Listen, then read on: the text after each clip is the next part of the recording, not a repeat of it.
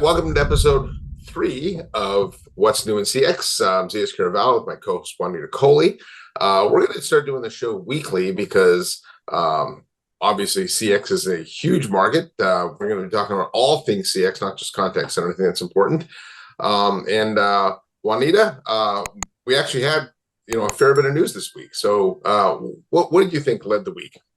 I think, it was a pretty quiet week from a, CCAS perspective, but I think some things that were super notable was the Ring and Nice, they are ringing up their partnership. And I think that that's pretty notable because obviously Nice has, a CCAS platform and Ring has one as well. So they're ringing up that partnership. I'm interested to hear your thoughts on what that means. I know at an analyst event like a couple years ago, I was talking about how SMB is such a big part of the market. And I felt like there's this big gap between suppliers that really go from SMB all the way up to enterprise. I really think that this does that and just reiterates the focus on being able to have that scale. But I'm interested to hear your thoughts. Yeah, this was an interesting one. Obviously Ring and Nice have been partners for 10 years. I think the Mhm. last time they gave numbers, they said they had about 300,000 in or no, 300 million in ARR tied up in this, right? So there's a lot of seats, right? And when Ring rolled out their own Ring CX contact center, which is integrated with their UCaaS, it created a lot of confusion in the market because on one side you've got Ring partnered with Nice, and on the other side you got them building their own. And so I think there was a lot of speculation that this partnership might end. Now, I talked to Carson Hostetter from RingCentral about this, and he said, look, that ultimately both companies understand there's a lot of customers and a lot of seats in play here. And if you want to do what's best for the customer, the best thing to do is keep the relationship going. And he admitted that Ring CX isn't really a competitor of Nice, right? Nice is it's a big platform. There's a lot of bells and whistles. It's meant for larger enterprise, complex use cases. And, it's got a premium price attached to it. Whereas Ring CX is a lower price product really meant for simpler use cases. And so, one use case that I talked to a customer recently, was a school where they're using Ring CX to send messages to parents, like automate the messages to Mhm. parents, but school pickup and things. You would Yeah. never bring Nice in for that. Right, Right? right. But Ring It just CX doesn't is make perfect. sense. Yeah, Ring CX is perfect for that. And so I think with the combination of the two, it actually gives RingCentral kind of a unique position where they can address everything from one seat with Ring CX all the way up to tens of thousands with Nice. And I think that, extending the partnership is good for everybody. Yeah, I agree. I think it just gives organizations, even in that use case, the ability to be where they are, right? Serve where they are. But then as organizations are saying, hey, we're growing, we're scaling, or we are, changing direction, and we do actually need to build out full-on contact center and things like that. They have something, they have that support in Nice, right? So we can go Yeah. from Ring to Nice, and it's a beautiful, I think, marriage. Yeah, the Cognigy piece is interesting too, because RingCentral was a partner of Cognigy prior to the announced acquisition. Nice is obviously buying Cognigy. And so there's, you can speculate as to, with all the partners Cognigy has, will those continue? And I certainly don't think that Genesis will continue to use Cognigy long term. Just they're too close a competitor to Nice. They might, right? But it's unlikely that Tony Bates wants to be writing, checks to Nice, right? I But for don't Ring think so. Central, this just fits perfectly. They have the Cognigy partnership embedded in Nice, and they'll have their own partnership, and so it just adds to it. And so I think all around, it's a good thing. Yeah, I agree. Yeah, There was some news about Ring Central as well. I mean not Ring Central, sorry, 8 by 8. There was some news around 8 by 8. yeah, What are your thoughts on that? yeah. So they're running it's really more a marketing campaign called the Power of You, where um they're having customers tell their own stories around how they adopted AI and the AI powered features.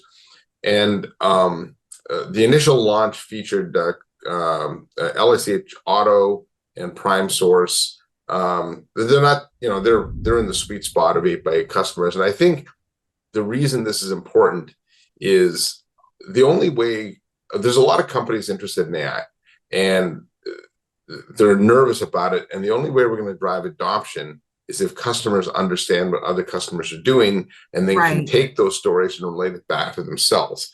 And so I think, while a lot of the stuff we hear about in CX is the technology coming, what models did we use, we're supporting this now, I don't think there's been enough focus on covering adoption. And so I do think allowing customers to tell their stories is a really important part of driving adoption in emerging technology. Yeah, I agree. I think one of the things that I'm loving about this particular campaign, as like I'm hearing you talk through it, is what I like to call A3, right, for AI, is like, how are we making it real? How are we making it work? And how we make it profitable, right? And I think if customers are telling the story in this kind of framework, then it allows people to think about AI in a much more tangible way. I think that's what, when we think about ChatGPT and we think about all these different organizations that brought AI to the consumer, that's what made it pop, right? Is that you put it in the everyday consumer's hands, and now it's like, oh yeah, I understand this in my everyday life. I think these stories will do this for this campaign with 8x8. Yeah. Now I know when we were prepping for this, there was some news from a company called Centrical, who I don't know that well, but they are certainly an important part of the CX ecosystem. And so talk about what you saw there.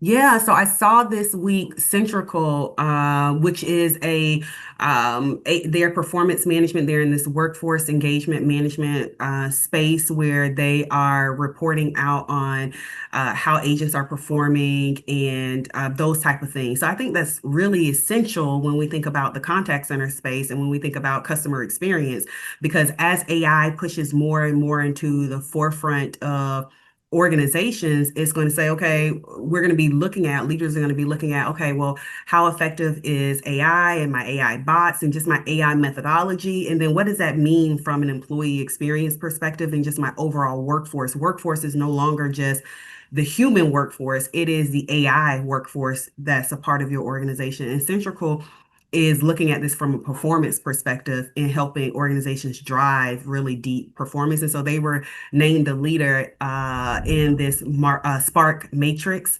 report. And so I thought that was super cool. I have to do some more digging and diving into it, but I have a few customers that are leveraging Centrical now. So I think that's pretty cool.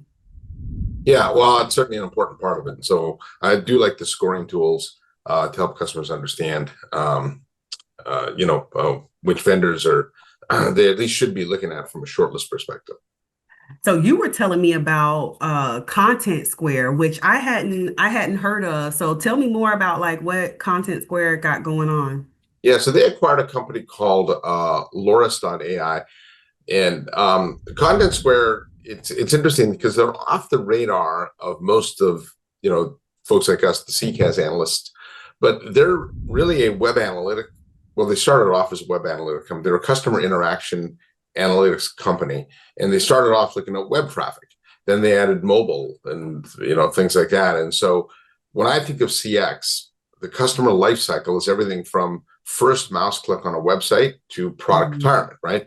And so Contentsquare addresses the front end of that. Now, they acquired a company called Loris AI, which is a conversational intelligence platform. And so it brings together the digital analytics that they do with conversational intelligence. And I think it's an important step, because if you look at the direction that AI, or the impact that it's having, I know Gartner forecast that by 2028, 70% of customer interactions will begin within and end within a third-party assistant. And so if the majority of interactions are moving to these digital agents, and you're trying to understand what customers are doing, and you can't suck that data in, you're really only giving the customer a small piece of the analytics of how their customers are responding to the brand. And so, I think for Contentsquare, it's very forward-looking. John Cherky's been a great CEO there. And he has thought about this more as a brand, like as a platform, not a product. And I think, it's an important part of understanding customer sentiment. And kudos to them for making that acquisition. Yeah, I really, really love. Now you're gonna have me going and digging more into Content Square because I really, really love organizations that think about CX holistically, like that entire customer journey. Because you're absolutely right. Like contact center, traditionally has been known as like the cost center of organizations and not the profit center because typically, the customer is engaging from the website or they're engaging from walking at the storefront. They're engaging from the front end. And then it's not until they have a problem typically that they hit the contact center, right? And so I love platforms that allow us to holistically understand what's happening in our organizations and that understand the entire customer life cycle or journey, if you will. And it Yeah. sounds like from what we're having, what Content Square is doing with this acquisition of Loris, that it is going to be diving deeper into that in the AI and analytics of it. So I'm excited to see more and hear more about that. Yeah. All right, Juanita. Well, to wrap it up, we had news of the week would be Ring re-upping with Nice, which we both think is very important. 8x8's power of you to drive adoption. Centrical being named a leader in that study, and then of course Contentsquare acquiring Loris AI. That wrap it up. That wraps it up. I All think we right. got it done. All right. So on behalf of Juanita Coley, I'm ZKast. We'll see you next week for What's New in CX episode 4. Thanks, Juanita.